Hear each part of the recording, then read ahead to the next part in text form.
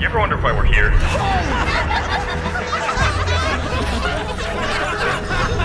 It's one of life's great mysteries, isn't it? August 24th, 1999. Uniair Flight 873, McDonnell Douglas MD-90 with 96 people on board, is about to land at Hualien Airport in Taiwan after a quick 20-minute flight from Taipei. The first officer is at the controls when the plane lands, and after touching down, the captain tells him that the plane sank a bit too quickly, resulting in a bumpy landing. Less than 30 seconds later, an explosion rocks the passenger cabin, resulting in a rapidly spreading fire. Panic quickly spreads in the cabin as passengers get up and begin running for the exits before the plane even comes to a stop. The pilot stops the plane on the runway and only has seconds to evacuate the aircraft. The last person off the plane is the captain, who stays to make sure everyone is evacuated. The explosion and fire leave 14 passengers seriously injured, 14 with minor injuries, and 2 passengers dead.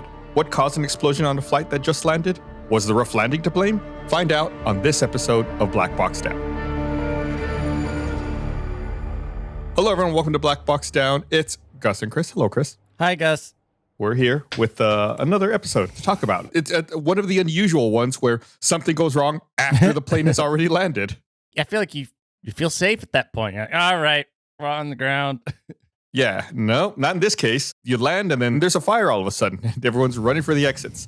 Not too dissimilar from that other one we talked about recently with the aborted takeoff that resulted in a fire on the ground. Mm-hmm. That's why it's important to be diligent, be ready. Before we get into it, of course, as always, I want to remind you to give us a follow on social media at Black Box Down Pod. We'll post pictures and videos that maybe are difficult to picture in your head. Most recently, we posted from our last episode, the Revolution Airways, we posted some photos of the plane, including a link to the video of the plane actually landing. All the good stuff. Yeah, the good stuff. That you can't hear.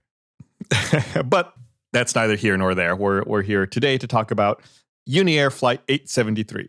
Sort of a pun, Gus. How so? I said all the good stuff that you can't hear, and you said that's neither here nor there. Oh, yeah, look at that. I'm funny. I don't even know it. I'm so funny that nobody's laughing. Uniair 873.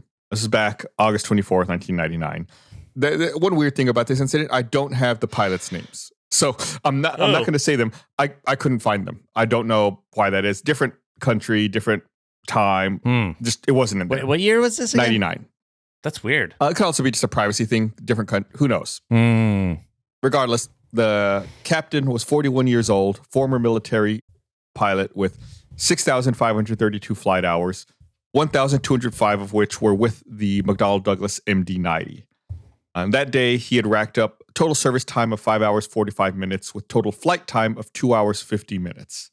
The first officer was 35 years old with 5,167 total flight hours, of which only 96 were in the MD-90. So this was a new plane to him. And we talked about this before. Common. You get one pilot with lots of experience and a new one. You got to start somewhere. Which is maybe why after landing, the captain kind of gave him notes. Like, you came down a little too fast. The landing was kind of bumpy. And then actually after landing, the captain took over the controls. Anyway, they were flying McDonnell Douglas MD-90. This is I don't think it's really used much anymore. Not for passenger travel. It's a twin engine plane. The engines are at the back of the plane. That's kind of how you can distinguish these planes from other ones. It's like a stretched version of the MD-80, which so it makes it kind of the third generation of the DC-9. I personally, me as a traveler, Chris, I never liked flying on these planes. Why? I always felt they were a little cramped and they were never very comfortable. These planes, like lots of times when you get on like a single aisle plane, like a 737, when you're walking down the aisle, there's 3 seats to your left and 3 seats to your right. Typically in like the MD-80 and MD-90s, there's 2 seats on the right and 3 on the left. Easy way to tell if you're inside the plane. I like that though, because it's not a middle seat. That's true, but there's no good seats. Anyway, that's just my personal preference as far as like a passenger. Mm-hmm. And the MD-90, competed with the Airbus A320 and the Boeing 737. A320 and 737 are a lot more prolific. You really don't see the MD-80 or MD-90 flying around anymore. In fact, the MD-90, they stopped making it in 2000. So they really don't even make this plane anymore. And like I said, there was an upgraded version of the MD-80, which they made between 1979 and 1999. So both of these planes got kind of phased out at the turn of the century. Okay. Hualien Airport, it's a commercial airport that's located in a civilian area of the Jiashan Air Force Base in Xinjiang, Hualien County, Taiwan. So it's got flights to Taipei, Kaohsiung, and Taichung. In 2017, it served 235,000 passengers, which made it the 10th busiest airport in Taiwan.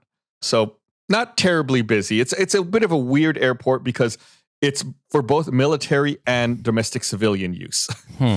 That is weird. Yeah, it's kind of a mixed use thing. It was originally just a military gravel airfield. Then in 1962, they opened it for domestic civilian use as well. They kind of upgraded it. Of course, as you can imagine, it does cause some problems because sometimes flights are canceled because of war game exercises, and it's just a weird setup. A reason why they probably don't normally mix. Yeah. It's like no, this is my airport. No, it's my airport. Just it's like you two just share, just get along. We're gonna turn this plane around. So this accident aircraft had taken off from Songshan Airport in Taipei at 12:16 p.m. and had reached a cruising altitude of 10,000 feet. So it didn't even get very high. Again, this is a really quick flight. It just kind of like hugs the coast between Taipei and Hualien, like a 20-minute flight. I think they normally budget like 30 minutes for this flight, but on average, it took like 20 minutes. It's even quicker. Like for us in Austin, we frequently have to connect in Dallas and Houston. It's probably even quicker than that, Okay, that's real quick. Yeah, it's super fast flight. I feel like those flights are more, you spend more time getting on the plane and off the plane than you do flying. Yeah, it's really annoying. It's really, really annoying. So, after taking off, after about 5 minutes, they reached their cruising altitude of 10,000 feet. So not even that high. So 9 minutes after takeoff, Hualien Approach Station was contacted to guide the aircraft via radar to begin their turns and descent. And at 12:30 and 50 seconds, the aircraft reported visual contact with the airport. And this at 12:30, so that's 14 minutes after takeoff, they see the destination airport. And they were given permission for a visual approach onto runway 21. And they switched their communications over to tower at that point. And at 12:36, the aircraft landed.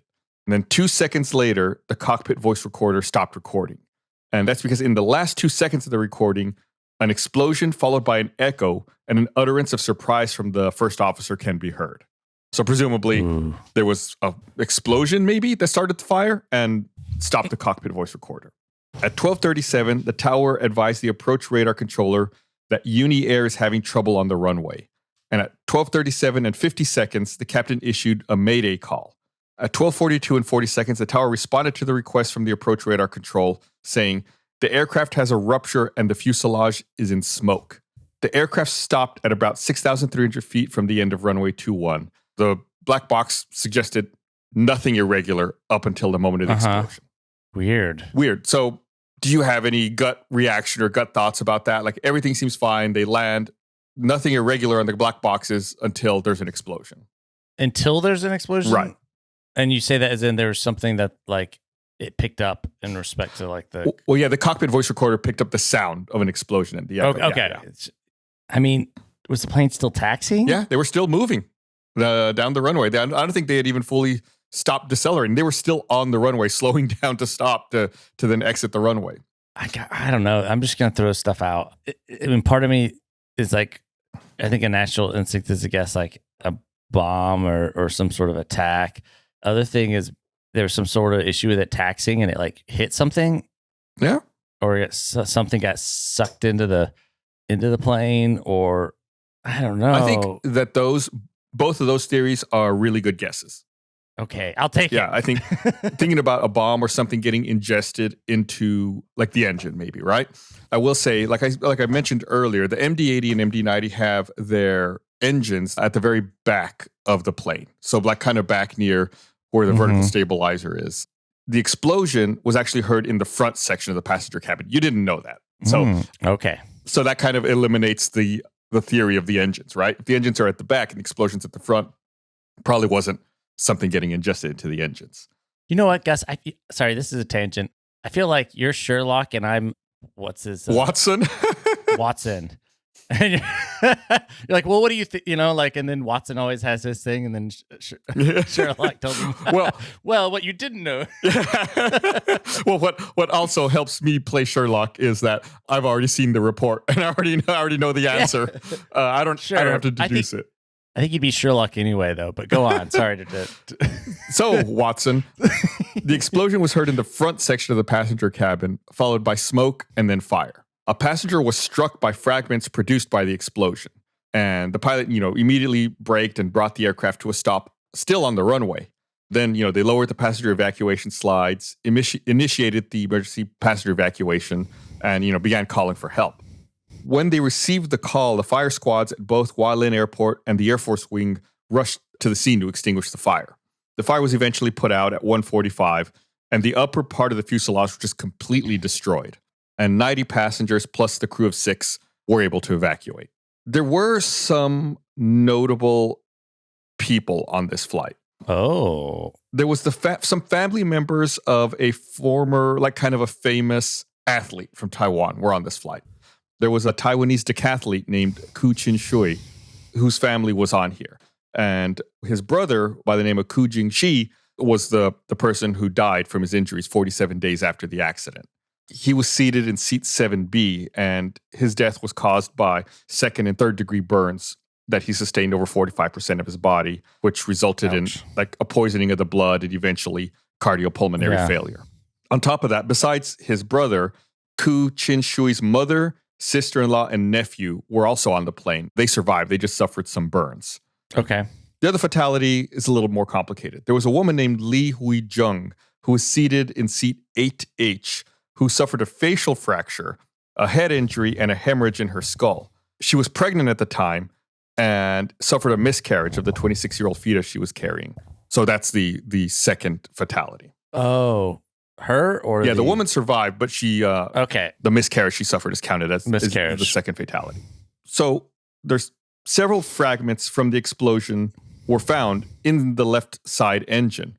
However, the main framework, wings, and engines and auxiliary power units all remained intact. So that kind of plays to what you were saying earlier about possibly something being ingested into the wings. What I imagine happened here is, it seems like, based on what we've heard so far, there's an explosion at the front of the aircraft. The aircraft was still taxiing and moving. So debris may have shot out from that side of the plane. And then since the plane's still moving, the left engine catches up to that point and ingests some debris. Okay. So based on interviews conducted with the aircraft's flight attendants, when the aircraft was rolling on the runway after landing, the L1 flight attendant had just pressed the PA button to make an announcement when an explosion was heard. In less than 2 seconds, the passengers in the front rows of the main cabin rushed to the L1 and R1 exits to try to open the door. So those are the most forward exits on the left and the right side of the plane. That was fast, too. Yeah. I mean, it would be scary. There's an explosion and then a fire immediately. So, of course, people can get up and go for the door. The cabin chief tried to stop the passengers from opening the doors because she had not received instructions from the captain for emergency evacuation. Plus, the plane was still rolling. They can't just open the doors yet. And as a result of this explosion, the power got cut off and the cabin chief could not contact the captain using the phone anymore. So they communicated via the broken ventilation opening that was linking the cockpit. So they're kind of like yelling at each other through a window or through a little vent. And the cabin chief asked whether to proceed with the emergency evacuation, and the captain was heard just calling evac, evac, evac. Then the aircraft stopped and the emergency evacuation proceeded. The cabin chief saw dark, thick smoke and immediately opened the L1 door after receiving these emergency evacuation instructions. Uh-huh. The inflatable slide raft at L1 failed to automatically inflate. Oh, no. The cabin chief turned the slide raft to armed when she was sure the aircraft had stopped. When the L1 door was pushed open, the slide raft failed to open and properly inflate. So they had to inflate it manually. After evacuating a couple of passengers, the cabin chief asked the L1 flight attendant to remain on board to help evacuate passengers and then left the aircraft to help evacuate the passengers by the slide raft. According to the cabin chief, the emergency exit light above L1 was on until the power went off. And after leaving the aircraft, she helped evacuate passengers using the slide raft on L1 and L4. So that's the one at the very back on the left side. Mm-hmm. As of that time, the aft door was not yet open. She estimated it took a little more than 1 minute to get the passengers off the aircraft, which is good. We've talked about that before. You want to get everyone off in ideally 90 seconds or less. Yeah. She then provided assistance to the injured and attempted to count the passengers. But how did it happen? How did it happen? Fire engines 1 and 2 were dispatched 1 minute apart at 12:38. And as the fire engines were rushing to the scene, the control tower requested engine number 1 to take the number 2 entrance and remain on the ramp at standby. However, engine 1 didn't listen and approached the scene from the center taxiway. At approximately 12:39 and 30 seconds, fire engine 1 arrived at the accident scene to find the passengers had been removed. Then an Air Force water tank truck arrived and positioned itself by the left wing of the aircraft, and fire engine 1 began spraying foam from its turret-type spraying gun to the left side skin of the aircraft from its position behind the left wing of the aircraft, and both the tower and the Air Force had asked the vehicle to move toward the front of the plane. The number 2 fire engine arrived at 12:40 and stopped behind the right wing and provided assistance to the seriously injured passengers while spraying water to cool down the fuselage. At 12:41, the tower and Air Force ordered number 1 and number 2 fire engines to move to the left side of the front part of the plane and help from there. And under the direction of the Air Force, the number 2 fire engine aimed at the emergency exit above the left wing. At 12:49, number 1 and number 2 fire engines returned to the airport to refill. Number 1 was ready at 1:05 p.m. and returned to the left side of the aircraft. Number 2 fire engine completed its refill at 1:07, returned to the left side of the aircraft as well. And from there, it worked on the inside of the aircraft from the tail stairway to door L4 using its pressurized hose located at the front of the vehicle. And by then, the Air Force personnel had entered the aircraft from the tail stairway to search for more passengers, and they were unsuccessful because of thick smoke. At 1:16, the number 1 fire engine had to again return to the airport to refill, and firefighters used... Dang. Yeah, it's crazy to think about, right? You don't think about how they have to go back and forth to get more water to refill. I guess there's not like a fire hydrant in the right. And then firefighters used the number 3 engine to support the number 2 engine on the right side of the tail. At 1:26, firefighters and ground service personnel entered the cabin to check for people. Airport records state the fire was put out by 1:45. I just thought it was interesting to highlight how fire engines have to coordinate and go back and forth and get water and be like, no, you go over there. And then they're not listening. And they're like, no, we're going over not here. There. It's just, I don't know. It's not something we talk about very regularly. It's like, I think it's interesting. People, might not know about that stuff.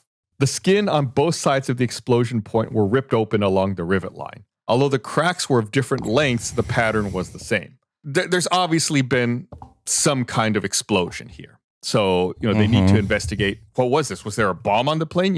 If it was a bomb, why this plane? Why, when it's on the ground, it's after it's already landed? The laboratory report actually showed no trace of explosion dynamite, suggesting that explosives could not have caused this explosion.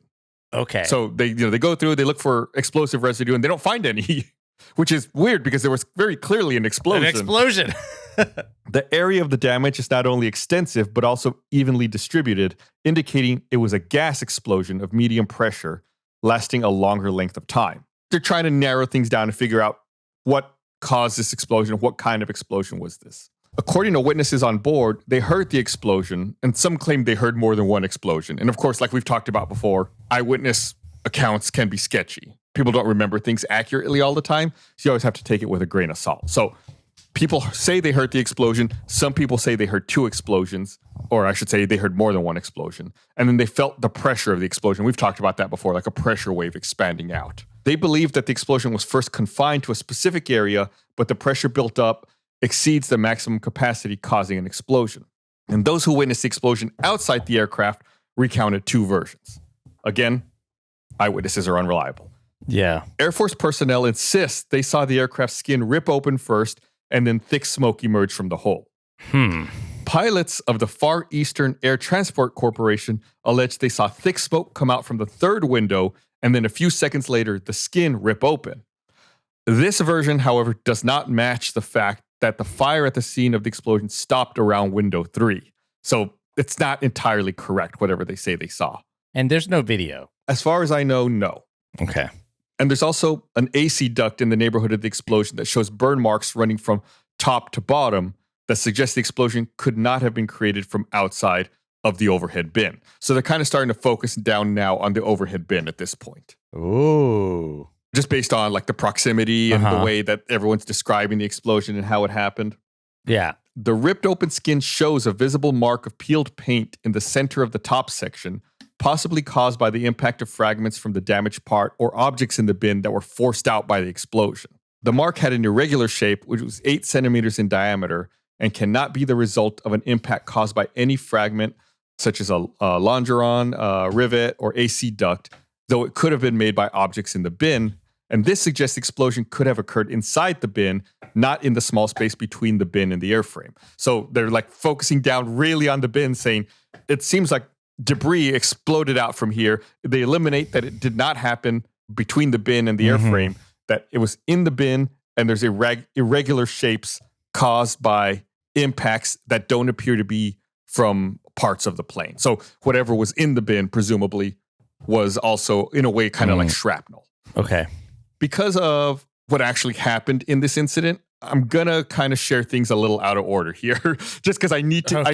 I need to explain the end before I can explain how we got there. That's like a Tarantino movie. So I was gonna say we're gonna do a little Pulp Fiction here. A report from the Aviation Safety Council stated that the cause of the fire was the interaction of two luggage items that happened to be in the overhead compartment. Oh, like stuff that people had brought on board and put up there. Right. You could think of it like people inadvertently brought stuff and made a bomb in the overhead bin without meaning to. Yeah. I was going to say, in science fair terms, someone got some baking soda and someone brought some vinegar. Yeah. Some vinegar. In a way, yes, but way worse. Wait till you hear what it was. Coke and Mentos. Oh, Diet Coke and Mentos.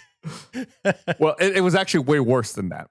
Okay. Firstly, gasoline had leaked from plastic bottles. What? Yeah. And secondly, a motorcycle battery had been jostled, causing an electric arc that ignited fumes from the gasoline. What? So someone had put gasoline in plastic bottles in the overhead bin, and someone else had put a motorcycle battery in the overhead bin as well. And the motorcycle battery arced, causing, electric current, which ignited the gasoline fumes because the gas had started leaking. Why was someone... That's a great question, Chris. Yeah. To make matters a little worse, the motorcycle battery was also a little modified. It's similar to car battery, where they've got terminals on them and you hook up to it and it helps start your car, or in this case, your motorcycle. This one had been modified a little bit so that there were wires running out of the terminals. They speculate that whoever had brought this had been using this motorcycle battery for a purpose other than starting motorcycles. Like maybe they were running lights off of it, or they're just using it to power something else. Oh, okay. So it had wires hooked up to it. So that's what made it more prone to arcing and creating this electrical current, which ignited the gasoline vapors. Because remember, like I said earlier, the landing was a little rough. So maybe, again, speculation. Oh, yeah. The landing, ba-doom. Right. Maybe the motorcycle battery jostled around and started causing an arc. Maybe the wires got close to each other when there was the rough landing, which created a little spark that ignited the gasoline fumes. Working theory at this point. So remember I mentioned Ku Chin Shui, whose family was on this flight? He wasn't on this flight. He was the athlete. Mm-hmm. Prosecutors accused him of asking his nephew to take gasoline on this flight. Why? That's a great question, Chris. They accused him of asking his nephew to take gasoline on this flight for some reason. Ku was, like I said, a Taiwanese decathlete and pole vaulter, and he'd medaled for Chinese Taipei at the Asian Athletics Championships 6 times. So the working theory now is that this famous athlete asked his nephew to take bottles of gasoline on the flight. For maliciously to start this fire? Well, now that's what they have to figure out. Like, why? This doesn't make any sense. Why him? Why would they? I don't really know where else to mention this, so I'm going to mention it right now. So, okay, the way they figure this out, the investigators have to go through all of the security footage at the Taipei airport and see who brought the gasoline.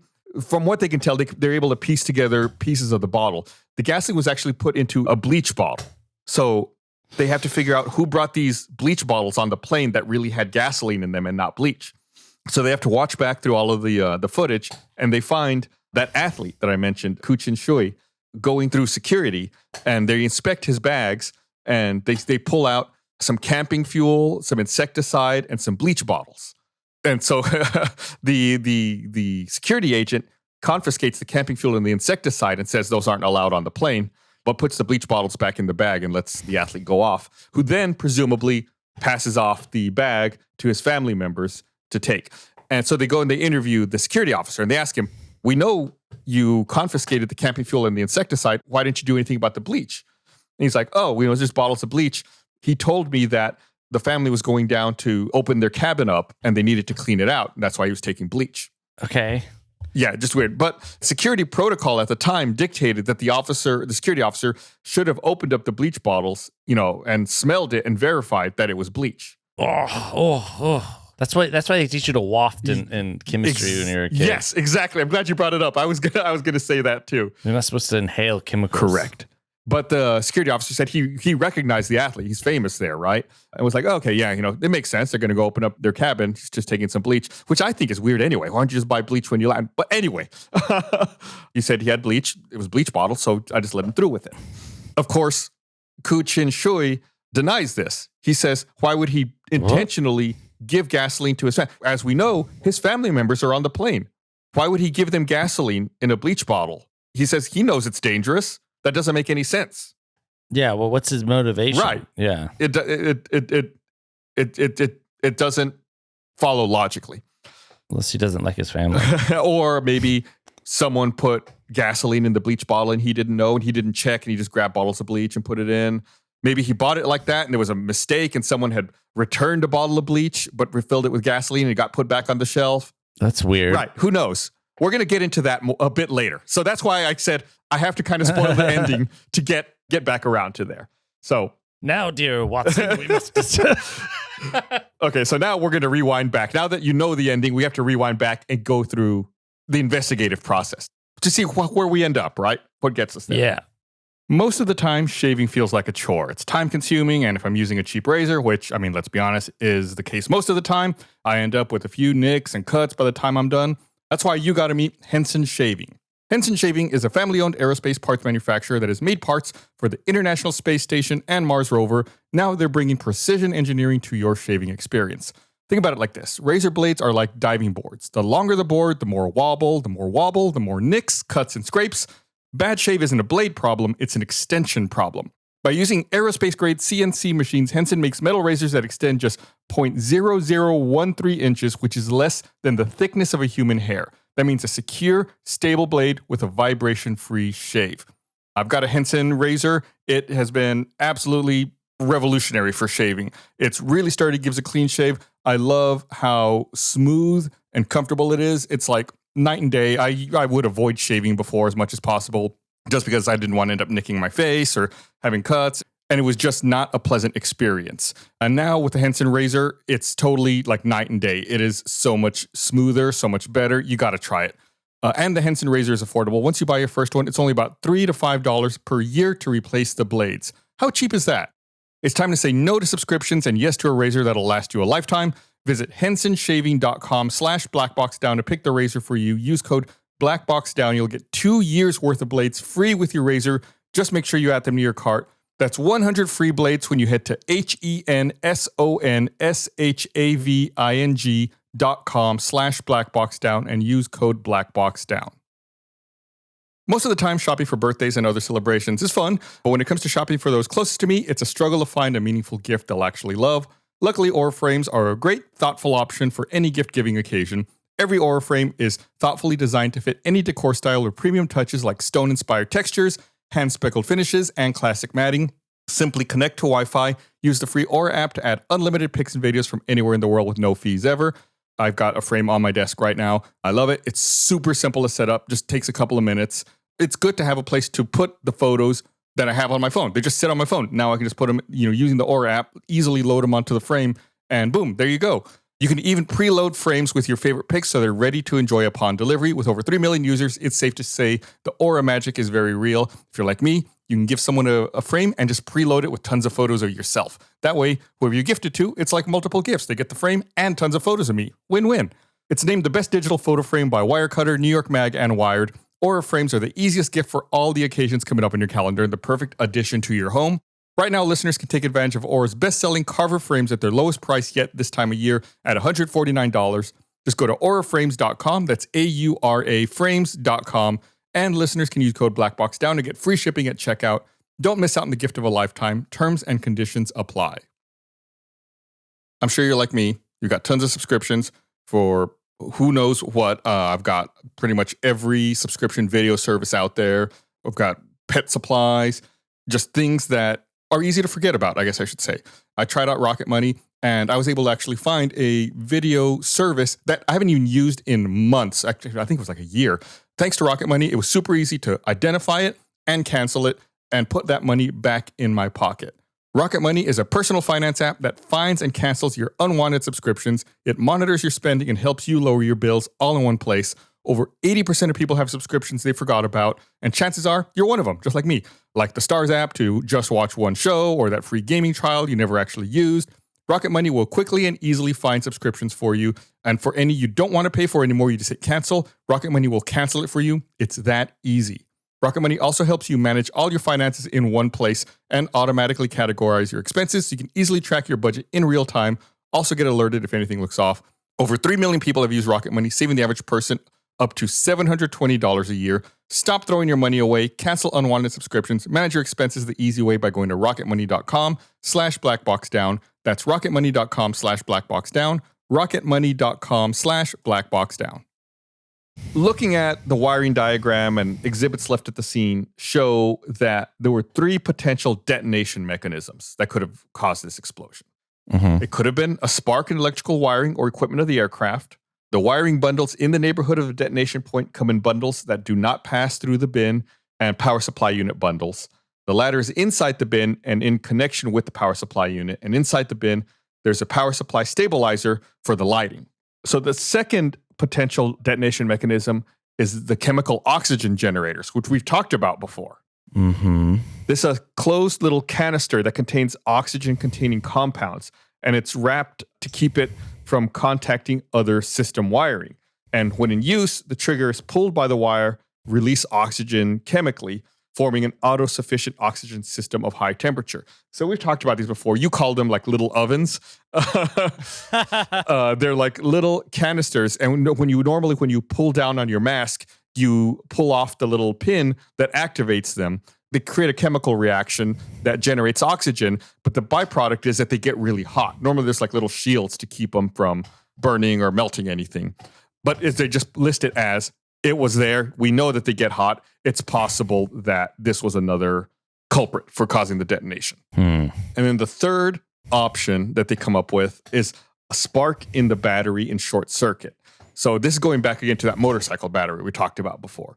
They found this battery under seat 5C, and the monocore metal wires that were scattered on the runway are not a type of wire used on any aircraft. They did some microscope tests, and further comparisons were conducted on both the battery and the metal wires to show that the battery was damaged by some kind of external force, and the remaining wire around the polarities and scattered metal wires belonged to one conductor. All this is to say, they found wiring fragments on the runway. They were able to verify that these wiring fragments were not from the plane and had been attached to this battery. Right. So maybe the bump part of the rough landing? Right. So maybe the rough landing caused these wires to come close, cause an electrical spark, which caused the gasoline vapors to ignite, caused an explosion, which threw the wires clear and, caused the battery to end up under seat 5C.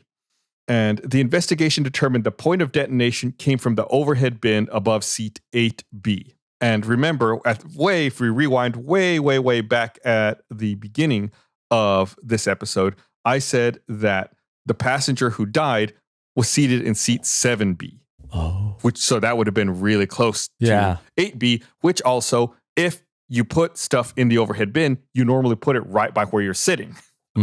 So again, that's kind of circumstantial, but it's all kind of like piecing together. So they found an exploded blue-colored bottle containing bleaching liquid under seat 7C. There was soft and semi-transparent material located on the inside of the bottle's neck, and gasoline was detected on the inner wall.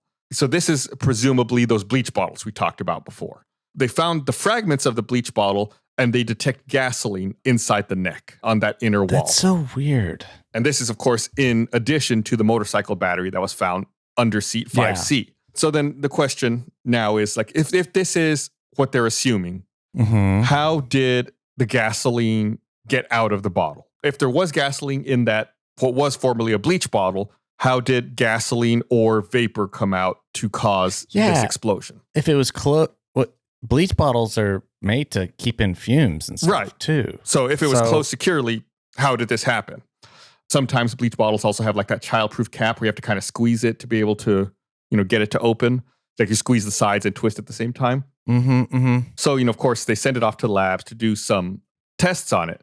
The tests show that although the bottle was sealed, after prolonged exposure to gasoline, leakage may have occurred in minimum concentrations that would still not invite any explosion. Invite any explosion. Again, this this report's in another language. We're dealing with a translated version, so sometimes it sounds some of the words are a little weird, or they translate strange. So, in order to reach the minimum concentration to ignite the liquid, it may have escaped due to accidental loosening of the cap, squeezed loose during handling, or the liquid simply leaking from the mouth of the bottle. Tests show that in a short period of time, gasoline contained in a bottle may evaporate into the air and ignite if significant concentrations have built up. So reconstruction of the same environment of the bin, remember again, so we're talking about enclosed environments. This is in an overhead bin, which is an enclosed environment. So reconstructions of that environment of the bin, having a bleaching liquid bottle containing gasoline the same volume, allowed them to check whether a battery of the same type could cause a short circuit to ignite the leaking gasoline, and if the detonation pressure recorded from the experiment is the same as what they can determine happened on the plane. So this is like high school science. It really is. Like none of this is complicated. It's like a car battery and some bleach and gasoline. It's like, yeah, and it's like, okay, can you recreate this other thing using these items? I think another important thing to mention here, I don't know if this is ever stated anywhere in the script that I have written in front of me. Obviously, gasoline and a motorcycle battery like this are not allowed on a plane. Yeah. They should have been caught. Like someone during the screening process, obviously if someone looked at the bleach bottle, they should have realized it was gasoline and not allowed it through. Someone, nowadays you can't pass through with liquid like that anyway. And also this kind of battery would not be allowed to be taken into the plane like this. Yeah, and I didn't know if that was a thing where it's like back then it was allowed. Yeah, I think the bleach would have been allowed back then. These days it would not. The battery, no. It should have been caught by a person or should have been caught by the X-ray machine. It was just not detected. And it ended up in the plane because they found it. So the laboratory tests on evidence collected by the Criminal Police Bureau revealed bleaching liquid and softener bottles containing a flammable material, gasoline, were on board the aircraft. The motorcycle battery found at the explosion scene shows metal conductor fragments on the polarity rod that is of the same material as the metal conductor found among fragments on the runway. And that's just to say what I said earlier about how they found wire fragments on the runway that match wire fragments on the battery, so they know that they went together because this kind of wiring is not used on a plane. The analysis conducted by the Chung-Shan Institute of Science and Technology indicates that a short in the battery could have ignited the vapor. Gasoline leaking from the bottle filled the bin and vaporized. The gas vapor ignited when the battery short circuited. So there was a leak. The gasoline vaporized, became, more prone to being flammable at that point. And then the short circuit happened, which caused the explosion. This is wild. Yeah. The Civil Aeronautical Administration fails to assign responsibility for hazardous material management to any agency. There is no agency responsible for systematic compilation of hazardous material processing regulations prepared by the International Civil Aviation Organization. The security inspection systems available in the airport fail to detect illegal containers or identifying the liquid they contain. The monoscale X-ray instrument depends on manual reading for materials of potential hazard. The security inspection system does not meet the physical requirements and additionally demands additional security inspectors and a heavy workload. So just kind of saying that the system was a little subpar and require, as a result, put more work onto the inspectors. Some new recruits lack proper security inspection training and initial training on specific materials. There is also no annual training on physical testing of hazardous materials. Training records show only attendance and no review records, therefore preventing accurate assessment of trainees.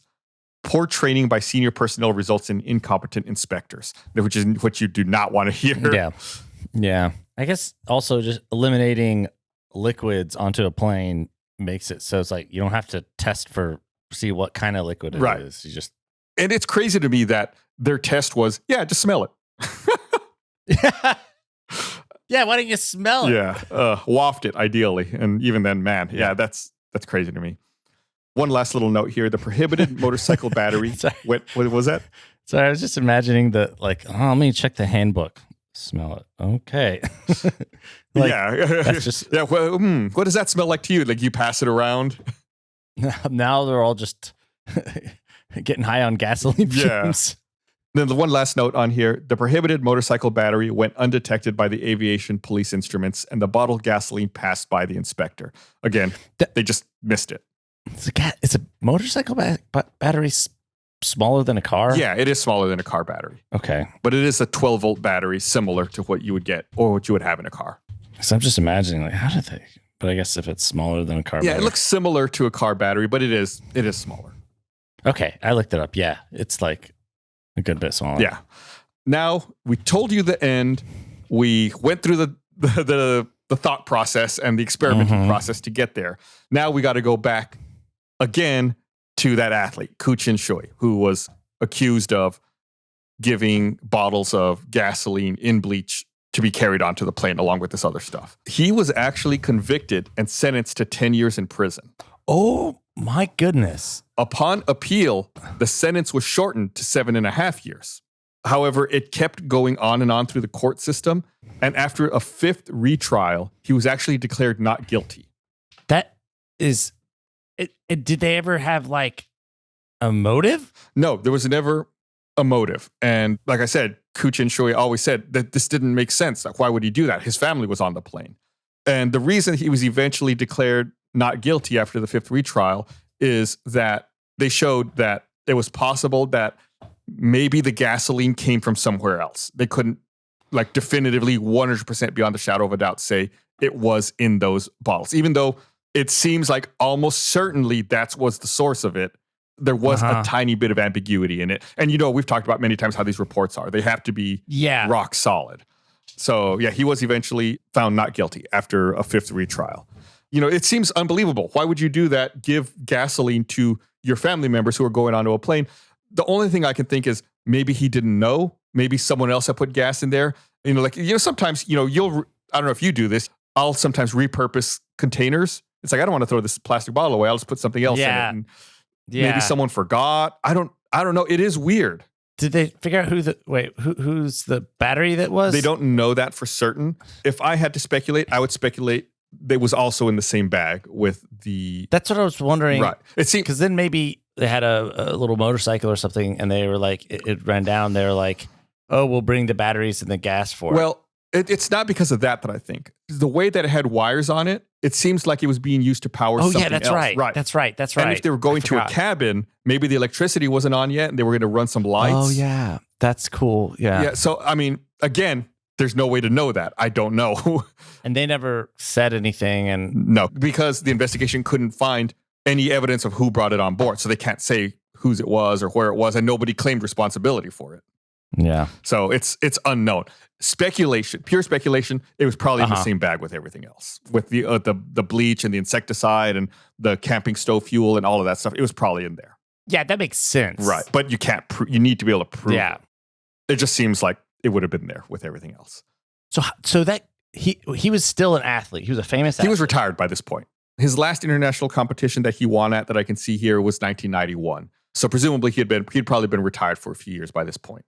That's right. I do remember. He was a teacher at this time. He had retired from athletics and was a teacher. That's right. But yeah, that's it. How long was he in jail? I don't know if he was in custody the entire time. The incident happened in 1999. The 5th retrial, when he was finally cleared and declared not guilty, didn't happen until 2011. Wow. So 12 years after this incident. And what was he? How long was he supposed to be in jail? The first time he was convicted to 10 years. Then after appeal, it was shortened to 7.5 years. And then eventually after the 5th retrial, he was found not guilty. Wait, but so wouldn't he have already been out of jail at that point? Yeah. I guess maybe if the trial took a long time, but maybe he... Yeah, but I think also it's a matter of fighting to clear your name. Yeah, clearing his name. So what was he charged with though? Like, what was is it like negligent or because it didn't seem intentional, right? Right, but it's still some kind of negligence, like you said. I don't know because obviously the laws are different in another country. So I don't know exactly what charges he faced. All around, it's a weird incident. And I feel like it ends kind of without a ton of like 100, like satisfaction, like not 100%. This is exactly what happened. There's a really good working theory as to what happened, but how did you get there? Like how did the gasoline end up in those bottles and end up on the plane? Presumably, again, he was cleared at the fifth retrial because he said it's possible the gasoline came from somewhere else. But it seems like it came from these bottles. Just really, really bizarre. I will post some images. There are images of this plane on fire on the runway with just like the thick smoke coming out of it. I'll post those on social media. You can check them out at Black Box Down Pod. Really, really bizarre one all around. It is. It's just weird. Yeah, don't take gasoline and motorcycle batteries on planes, please. And don't sniff it either. Don't sniff it. All right, but that's it for this episode of Black Box Down. Thanks for listening. We'll be back next week with another episode. Oh, one last thing before we go. Don't forget, if you're looking for a new podcast obsession, both Chris and I are in a Dungeons & Dragons podcast called Tales from the Stinky Dragon. You can listen wherever you get podcasts. You don't have to know anything about Dungeons & Dragons. It's a family-friendly, just try to kind of keep it loose and fun, comedic story. Yeah, and we just started a new campaign storyline, so it's a perfect time to check it out. Yeah. It's a great show, and we love making it and want to share it with people. So please give it a listen. Like Chris said, we just started something new. There's no like backstory you have to get caught up on. There's a whole campaign you can listen to if you want, but that's independent from the new one we just started. Tales from the Stinky Dragon. Just go check it out. Yeah. All right. Bye. Bye.